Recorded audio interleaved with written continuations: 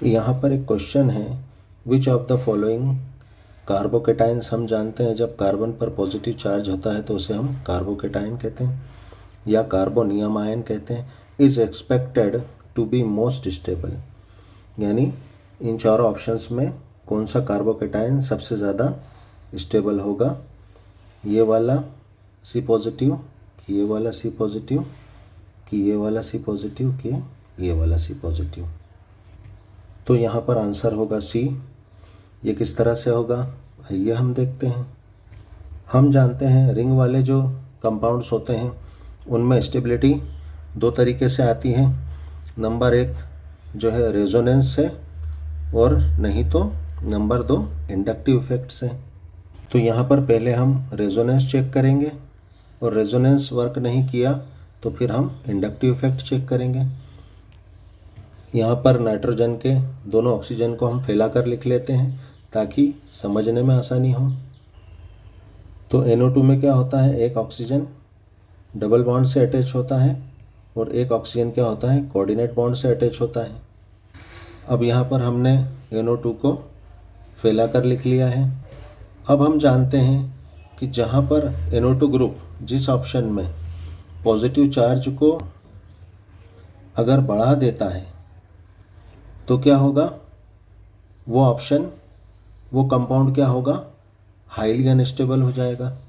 तो इन चारों ऑप्शंस में हम ये देखेंगे कि जहाँ पर कार्बोकेटाइन का पॉजिटिव चार्ज कम हो रहा हो वो ज़्यादा स्टेबल होगा। अब पहले ऑप्शन में अगर हम देखें तो हम रेजोनेंस से चेक करेंगे हमारा पहले। तो क्या होता है, रेजोनेंस के लिए हम जानते हैं पूरी रिंग में क्या होना चाहिए, अल्टरनेट डबल सिंगल बॉन्ड होना चाहिए।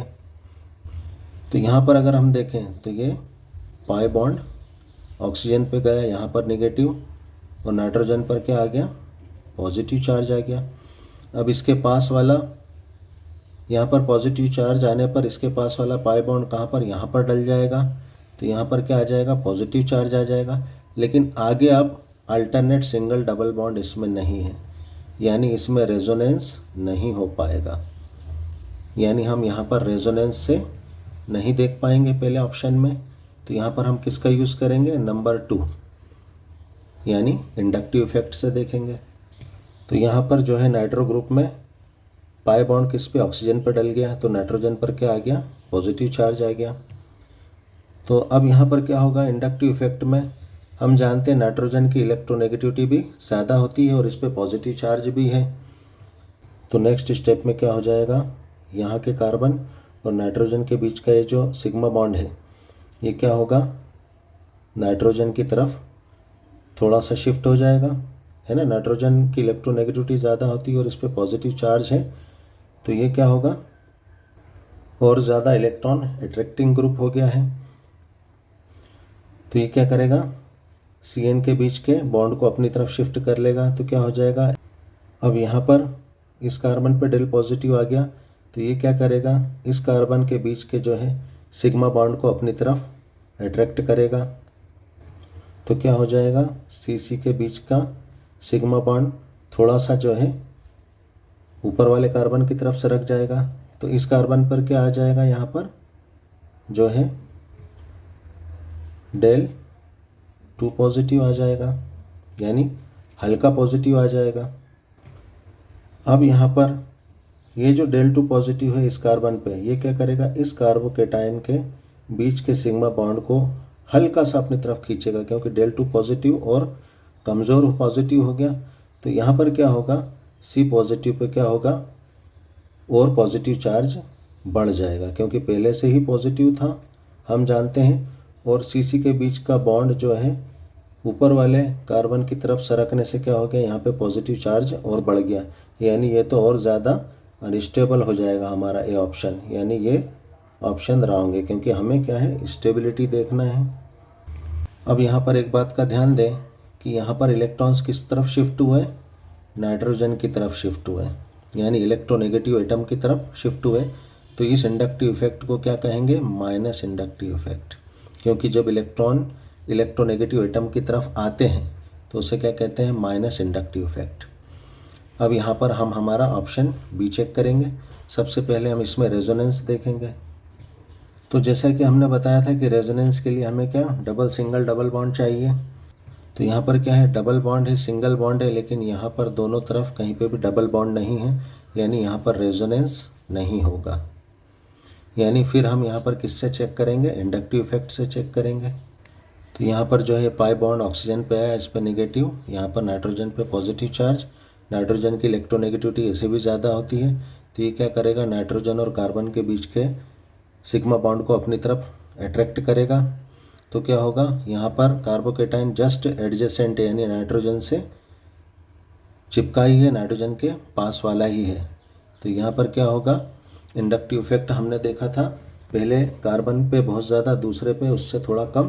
तो यहाँ पर नाइट्रोजन को अगर हम एक कार्बन का पॉइंट मान लें तो दूसरे नंबर पे ही दूसरा कार्बन है, यानी यहाँ पर इंडक्टिव इफेक्ट ज़्यादा होगा।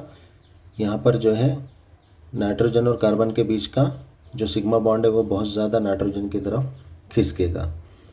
ठीक है, तो यहाँ पर इसका मतलब पॉजिटिव चार्ज बढ़ जाएगा, तो हमारा बी ऑप्शन तो और ज़्यादा क्या होगा, अनस्टेबल होगा। अब हम हमारे ऑप्शन सी में चेक करेंगे। तो ऑप्शन सी में हम क्या करेंगे, पहले हमारा रेजोनेंस चेक करेंगे। तो यहाँ पर जो है डबल बॉन्ड है, सिंगल बॉन्ड है, डबल बॉन्ड है, लेकिन यहाँ पर जो है सिंगल बॉन्ड के बाद डबल बॉन्ड नहीं है। और इस तरफ से अगर देखें तो डबल, सिंगल और यहाँ पर सिंगल ही है, यानी रेजोनेंस यहाँ पर रिंग में नहीं हो पाएगा, यानी हमारा यहाँ पर रेजोनेंस फर्स्ट वाला हमारा रेजोनेंस नहीं हो पाया। तो हम यहाँ पर नंबर 2 इंडक्टिव इफेक्ट से चेक करेंगे। तो यहाँ पर जो है ऑक्सीजन पे नेगेटिव, यहाँ पर पॉजिटिव, और वैसे भी नाइट्रोजन की इलेक्ट्रोनेगेटिविटी ज़्यादा होती है कार्बन से, है ना। तो यहाँ पर क्या हो जाएगा, हम जानते हैं 4 कार्बन तक इंडक्टिव इफेक्ट काम करता है। तो यहाँ पर नाइट्रोजन मान लो 1 पॉइंट हो गया, दूसरे नंबर पे ये वाला कार्बन हो जाएगा। तो यहाँ से इलेक्ट्रॉन CN के बीच के सिग्मा बॉन्ड के इलेक्ट्रॉन अपनी तरफ खींचे नाइट्रोजन ने। अब हमारे इस कार्बन पर क्या आ गया, डेल पॉजिटिव आ गया।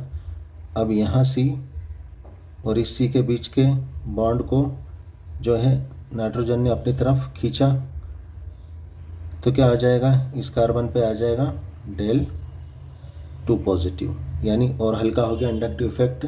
CC के बीच के बॉन्डेड इलेक्ट्रॉन्स को बहुत कम नाइट्रोजन अपनी तरफ हल्का सा खींच पाएगा। फिर यहाँ पर अगर हम देखें तो अब यहाँ पर आ गया 4th कार्बन। तो यहाँ पे C और C के बीच के जो बॉन्डेड इलेक्ट्रॉन्स है इसको तो बहुत कम खींच पाएगा, यानी यहाँ पर हो जाएगा डेल 3 पॉजिटिव।